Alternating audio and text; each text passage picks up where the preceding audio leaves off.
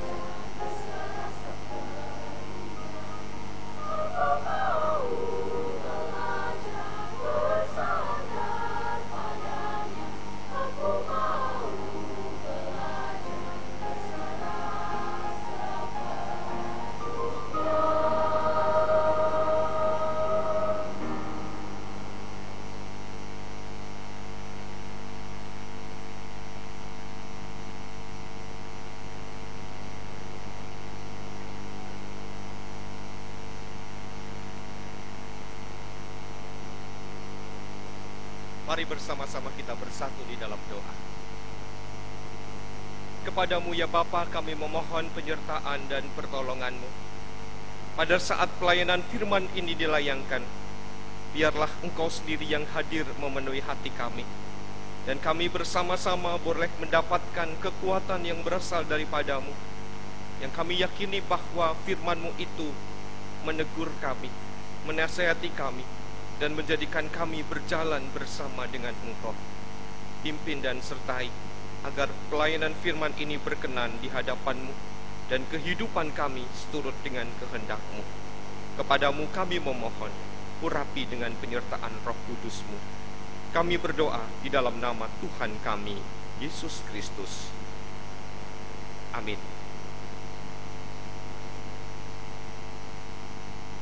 Injil Yesus Kristus menurut Lukas di dalam pasal yang ke-21 ayat 25 sampai dengan ayat 36 menyatakan kepada kita semua demikian.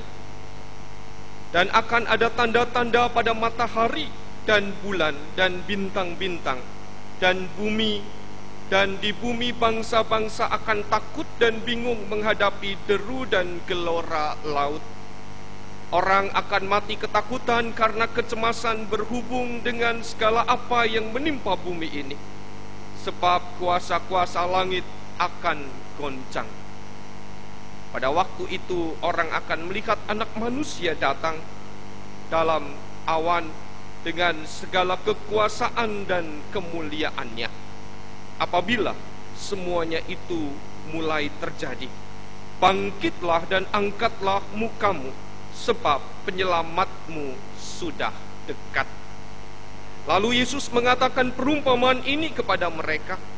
Perhatikanlah pohon ara atau pohon apa saja. Apabila kamu melihat pohon-pohon itu sudah bertunas, kamu tahu dengan sendirinya bahwa musim panas sudah dekat. Demikian juga jika kamu melihat hal-hal itu terjadi, ketahuilah bahwa kerajaan Allah sudah dekat. Aku berkata kepadamu, sesungguhnya angkatan ini tidak akan berlalu sebelum semuanya terjadi. Langit dan bumi akan berlalu, tetapi perkataanku tidak akan berlalu. Jagalah dirimu supaya hatimu jangan syarat oleh pesta pora dan kemabukan serta kepentingan-kepentingan duniawi, dan supaya hari Tuhan jangan dengan tiba-tiba jatuh ke atas dirimu seperti suatu jerat. Sebab itu ia akan menimpa semua penduduk bumi. Ayat 36 kita baca bersama-sama.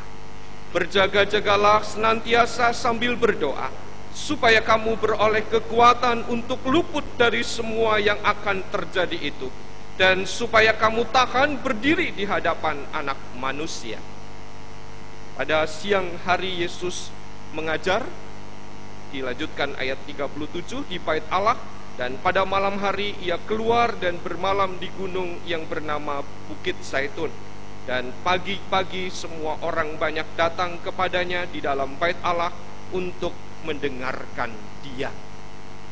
Demikianlah Ibu Bapa dan saudara yang terkasih, pembacaan firman Tuhan untuk kita semua. Berbahagialah orang yang mendengarkan dan bersedia memelihara firman Tuhan serta melakukannya. Maranatha.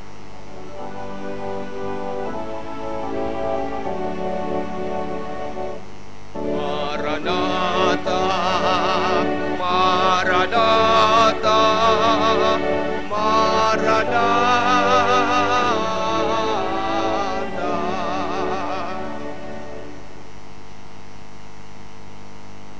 Ibu bapak dan saudara-saudara yang terkasih, kini kita telah memasuki bulan Desember. Desember telah tiba, ibu bapak. Apa yang ada di dalam benak kita ketika bulan Desember ini tiba? Pengeluaran akan lebih banyak, karena kita mempersiapkan pakaian baru. Kita memasang pohon Natal, dan juga sudah mulai dengan perayaan Natal. Bahkan tanggal 1 Desember pun sudah ada orang yang merayakan Natal. Alasannya kenapa, ibu bapak? Kan Tuhan Yesus lahirnya juga tidak tahu persis kapan toh. Apa betul tanggal 25 Desember? Sehingga boleh saja kita merayakan seluruh hari di bulan Desember. memang betul Ibu Bapak, kapan waktu dan saat yang tepat Yesus lahir ke dalam dunia ini. Tetapi yang kita tahu bersama-sama adalah gereja menyepakati hari Natal kita awali dengan perayaan malam Natal pada tanggal 24 saat tergelincirnya matahari. Dan itu adalah permulaan Natal. Ada perayaan-perayaan yang mengitari di sekitar Natal itu, yaitu perayaan Advent. Dan tanpa terasa kini Advent sudah dimulai. Setiap tahun kita terus-menerus merayakan Natal, merayakan Advent. Bapak Ibu, apa yang Bapak Ibu perhatikan dengan perayaan Advent kita? Kita bisa membedakan dengan perayaan-perayaan minggu lainnya. Ada hal yang membedakan. Pada saat kita memulai kebaktian, dinyalakanlah sebuah lilin, dan kebetulan berwarna ungu. Karena hari ini Advent pertama, sehingga yang dinyalakan satu lilin Advent ini. Apalagi Ibu Bapak, selain lilin yang sangat menonjol, Ibu Bapak dan saudara sebagian mengenakan pakaian ungu. Bahkan salib ini juga diselendangi kain ungu. Ya. Apa yang ada di depan mimbar ini kalau kita perhatikan juga berwarna ungu. Stola yang dikenakan pendeta juga berwarna ungu. Dan lebih dari itu, selama masa Advent ini pendeta mengenakan toga dan para penatua menggunakan jas, ketimbang mengenakan pakaian yang biasa dipakai tanpa jas atau hanya pakaian batik pada setiap minggu keempat. Mengapa menjadi perayaan yang spesial? Bahkan pada saat setelah pembacaan Alkitab dan nanti sebelum Ibu Bapak pulang, biasanya menyanyi haleluya diganti dengan lagu Maranatha. Apa arti dari semuanya itu? Advent berarti kedatangan. Kedatangan siapa Ibu Bapak? Apakah saya yang dinantikan? Takut terlambat hadir dalam kebaktian ini? Atau Bapak Ibu yang dinantikan kehadirannya di dalam perayaan ini? Advent yang berarti kedatangan itu adalah menyambut kedatangan Sang Penyelamat, menyambut kedatangan Tuhan kembali, menyambut kedatangan Dia yang melawat bumi ini. Dan apakah berarti selama ini Ia tidak datang Ibu Bapak? Dia sesungguhnya telah datang, sedang datang, dan akan terus datang kepada kita. Melalui Advent yang kita rayakan bersama-sama, kita diajak untuk belajar paling tidak mengenai dua hal, yaitu Advent adalah awal tahun liturgi. Dalam perjalanan kehidupan gereja ini ada yang dinamakan tahun liturgi. Kalau kita mengenal tahun di dalam kalender adalah tahun Masehi, maka ternyata di dalam kehidupan bergereja ini ada yang namanya kalender liturgi. Dan kalender liturgi itu dimulai dengan Advent, masa raya Natal, masa Paskah yang didahului dengan Prapaskah, Paskah hingga Pentakosta, masa-masa biasa. Dan puncaknya setelah kenaikan Kristus dan turunnya Roh Kudus adalah hari Minggu Kristus Raja, 1 minggu sebelum Advent, untuk mengenang dan mengingat Yesus yang telah datang adalah Raja alam semesta ini dan berkuasa atas segala-galanya. Dan yang kedua, masa untuk menantikan kedatangan Kristus kembali ke dalam dunia ini. Ibu bapak dan saudara-saudara yang terkasih, bagian pertama merupakan pengetahuan bagi kita dan menjadi catatan untuk gereja di dalam setiap kali mengambil keputusan dalam pelaksanaan hari-hari raya gerejawi.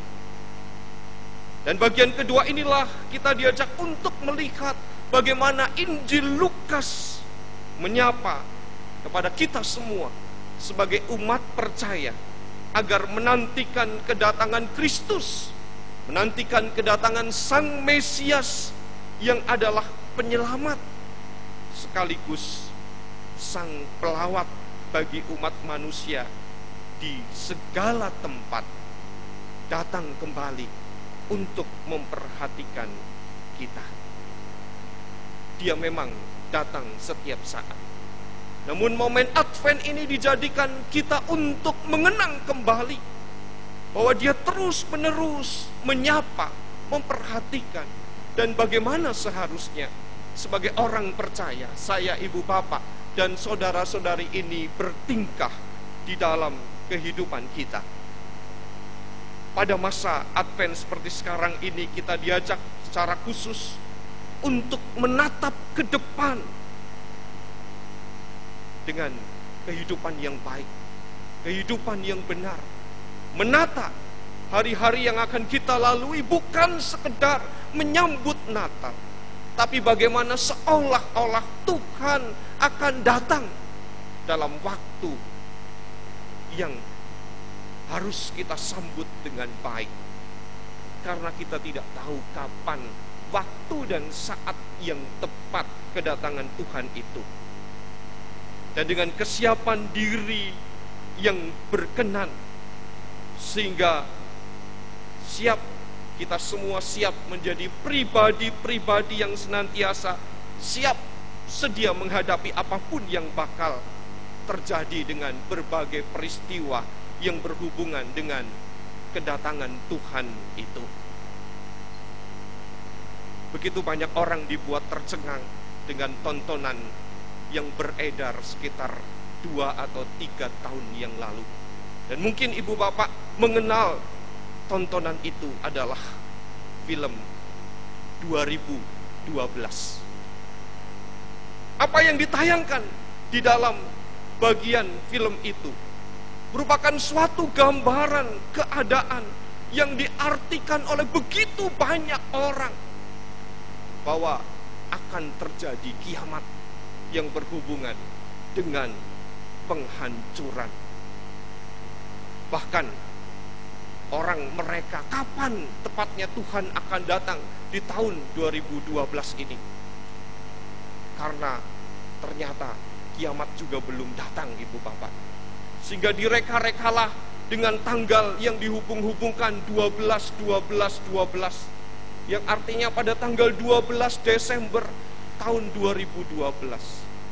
Tapi angka itu tidak tepat ya ibu bapak, karena ada 2000-nya, bukan angka 12 semuanya. Itu adalah rekaan banyak orang. Dan saya tidak setuju ibu bapak dan saudara kalau kiamat atau kedatangan Tuhan itu diartikan dengan kiamat. Karena harus kita perhatikan bahwa kedatangan Tuhan tidak sama dengan kiamat. Pemahaman kiamat yang berhubungan dengan penghancuran alam semesta ini menjadi porak-poranda adalah pemahaman yang melekat di sekitar kita dengan kehidupan saudara-saudara kita di seberang sana. Kehidupan yang memiliki pandangan bahwa Tuhan akan datang menghancurkan bumi ini, menghancurkan seluruh kehidupan, dan dimulailah pengadilan di dalam dunia ini. Kita semua tentu tahu bahwa Tuhan datang untuk membawa damai sejahtera. Tuhan datang untuk menjadikan kebaikan bagi setiap orang, yang berarti tidak sama dengan penghancuran. Dia adalah Raja Shalom, Raja yang membawa kedamaian, Raja yang menyapa untuk setiap orang yang percaya kepadanya secara sederhana, selalu mengingat, selalu berserah kepada Tuhan. Kita perhatikan apa yang dituliskan di dalam bagian Injil Lukas ayat 25 sampai ayat yang ke-26 dari bagian Injil kita. Dan akan ada tanda-tanda pada matahari dan bulan dan bintang-bintang. Dan bumi, dan di bumi bangsa-bangsa akan takut dan bingung menghadapi deru dan gelora laut. Pada masa Injil ini dituliskan, pengetahuan manusia sangat terbatas. Dan orang menghubungkan gerhana, menghubungkan kejadian-kejadian alam ini dengan bebendu, dengan semacam hukuman, dan direka-reka bakal terjadi sesuatu yang menimpa kehidupan di bumi ini. Gelora laut, badai, dan lain-lainnya. Dan di dalam ayat yang ke-26 kembali ditegaskan, orang akan mati ketakutan karena kecemasan berhubung dengan segala apa yang menimpa bumi ini, sebab kuasa-kuasa langit akan goncang. Tuhan memang mengizinkan semuanya terjadi. Ada deru yang datang ke dalam dunia ini. Gambaran itu selalu dahsyat untuk kita mengerti sebagai bentuk kejadian yang terus-menerus akan terjadi dan terjadi dan terjadi. Secara sederhana dan mudah kita pahami, sesungguhnya seperti apa yang terjadi di sekitar kita. Adanya satu kehidupan, tanda-tanda alam di tengah-tengah apa yang terjadi. Mengapa terjadi tanda-tanda alam, Ibu Bapak? Karena banyak orang tidak takut akan Tuhan dan hidup menurut caranya sendiri dari masa ke masa. Mengapa datang banjir secara rutin 5 tahunan sekali di Jakarta dan juga di berbagai daerah? Karena begitu banyak hutan dengan pohon yang lebat dibabat habis. Dibangunlah di daerah-daerah pegunungan atau perbukitan pesanggerahan-pesanggerahan yang tidak lagi menata dengan dampak lingkungan. Sungai dijadikan tempat sampah paling murah. Di rumah mereka masing-masing bersih, tetapi sampah begitu banyak menumpuk di aliran sungai. Lebih memprihatinkan lagi, daerah aliran sungai dipersempit dan dijadikan perumahan, sehingga aliran air dari daerah yang tinggi tidak dapat mengalir dengan baik. Situ-situ atau danau-danau ditutup dan dijadikan sarana bisnis. Daerah resapan air semakin sulit kita jumpai. Tanah lebih banyak tertutup semen dan tidak ada lagi pori-pori untuk bernafas bagi bumi ini. Pada saat bencana banjir terjadi, orang berkata, inilah tanda menjelang kedatangan Tuhan. Mereka berteriak, mereka merasa sedih, mereka merasa bahwa nampaknya Tuhan akan segera datang. Benarkah Tuhan datang pada saat seperti itu? Benar, karena melalui gerejanya menyapa, memberikan bantuan, nasi bungkus, memberi bungkusan berisi pakaian dan lain-lainnya. Dan kalau tahu itu terjadi, mengapa tidak ada perubahan di dalam penataan lingkungan?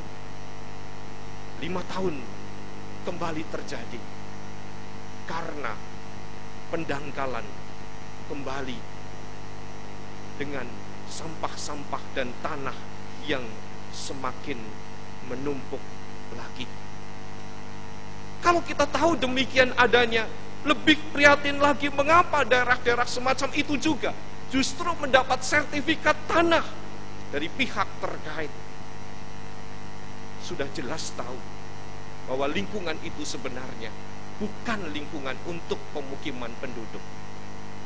Namun, dengan uang yang berbicara, uang menentukan segala-galanya. Tanpa disadari sesungguhnya kitalah yang mencobai Tuhan dengan sikap dan kehidupan kita yang tidak sepantasnya kita lakukan. Kembali kita diingatkan di dalam ayat 29 sampai dengan ayat yang ke-31. Lalu Yesus mengatakan perumpamaan ini kepada mereka, perhatikanlah pohon ara atau pohon apa saja. Apabila kamu melihat pohon-pohon itu sudah bertunas, kamu tahu dengan sendirinya bahwa musim panas sudah dekat. Demikian juga jika kamu melihat hal-hal itu terjadi, ketahuilah bahwa kerajaan Allah sudah dekat. Kita memang tidak dapat melihat seperti apa tanaman pohon ara itu. Tetapi kita tahu melalui satu gambaran kehidupan yang nyata, jika di tengah-tengah kehidupan ini ada tatanan yang terus-menerus berubah, ada tunas yang bertumbuh dari pohon-pohon, ada kehidupan baru di tengah-tengah lingkungan kita, maka sebenarnya terjadi perubahan musim. Perubahan musim itulah sesungguhnya menjadikan kita bersiap dengan segala sesuatu yang terjadi, apapun, dengan segala kesiapan. Orang tidak akan mengenakan pakaian tipis pada musim dingin atau mengenakan pakaian tebal pada musim panas, tetapi mengenakan sesuai dengan apa yang dikenakan pada musimnya. Dan bagaimana kehidupan orang-orang percaya ketika Tuhan datang menyapa dan melawat kita. Rencana Allah yang mengandung penyelamatan bagi orang-orang percaya tentu juga disertai dengan tindakan kehidupan berhikmat, kehidupan yang tidak menurut caranya sendiri, kehidupan yang mencintai alam dan lingkungannya. Dan bersyukur gereja ini juga peduli terhadap lingkungan dengan adanya Go Green yang sedang kita canangkan. Tetapi juga tentu bukan sekedar slogan. Bagaimana kita juga menjadi orang-orang yang belajar untuk menata kehidupan dengan baik. Barangkali sumur biopori yang sudah mulai dicanangkan di tengah-tengah kehidupan kita menjadi satu pertanda kita bersahabat dengan alam, yang menandakan juga kita menjadi orang-orang yang memperhatikan lingkungan, menyapa kepada apa yang ada di sekitar kita dengan tidak bertindak menurut caranya sendiri. Di tengah-tengah berbagai macam bencana, di tengah pergolakan dunia ini, sesungguhnya kita merasa diri kita kecil, merasa bahwa diri kita tidak ada artinya. Apa yang bisa kita lakukan kecuali kita menyerahkan hidup kita kepada Tuhan yang sesungguhnya telah datang, sedang datang, dan terus-menerus datang. Kalau Dia datang kepada kita, Dia mencintai kita, Dia mempedulikan kita, dan bagaimana kita bersiap sedia untuk terus-menerus hidup di dalam panggilan yang berkenan di hadapan Tuhan. Bersiap sedialah menyambut Sang Pelawat. Yesus memang sudah datang dalam kelahirannya yang kita rayakan dalam peristiwa Natal. Dia juga sedang datang dan akan datang dan terus-menerus datang. Berarti saya, ibu bapak dan saudara-saudara, kita semua hidup di antara suasana yang sudah, sedang, dan akan datang. Kita masih menantikan kedatangannya yang tidak tahu kapan Dia datang. Apakah secara tiba-tiba atau melalui kehidupan-kehidupan yang menyapa dengan situasi-situasi yang terjadi di sekitar kita. Oleh karena itu pentinglah bagi kita untuk senantiasa berdoa dan berjaga, sehingga kita memperoleh kekuatan di dalam menghadapi kehidupan yang memang tidak gampang ini.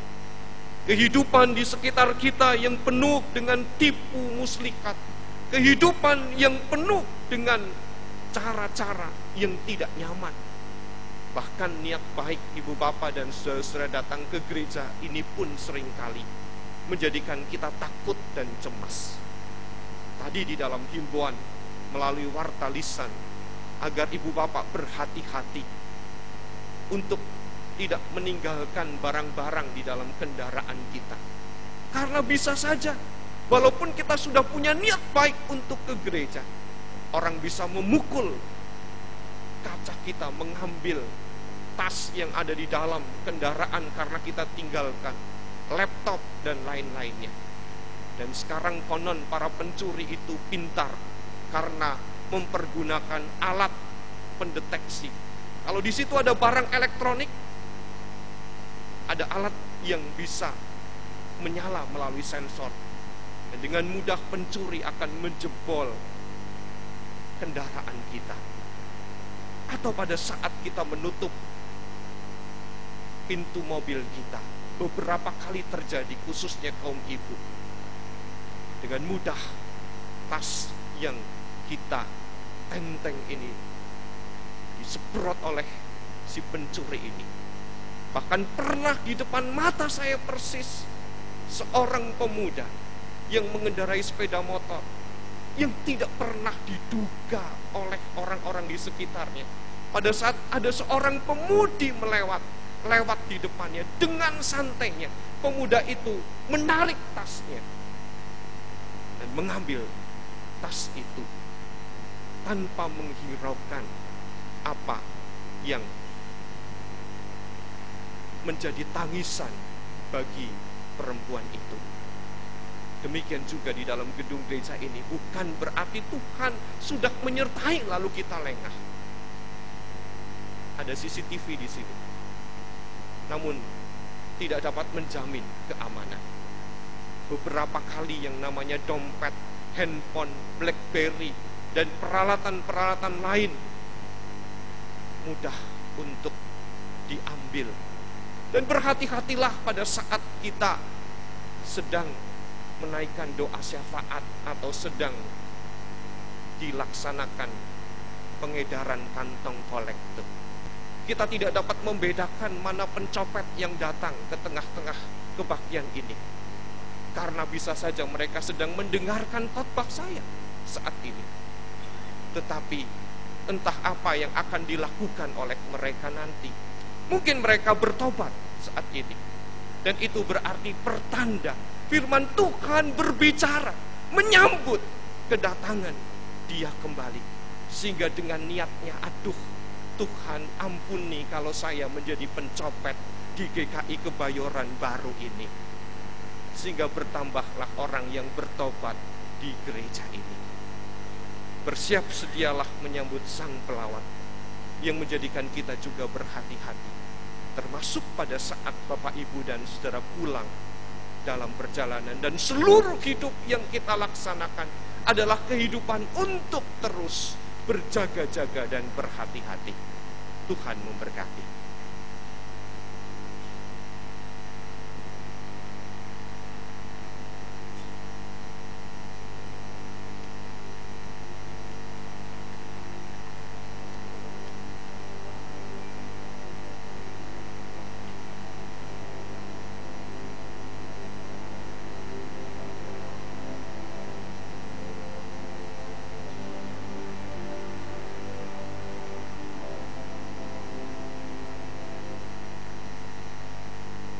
God will provide.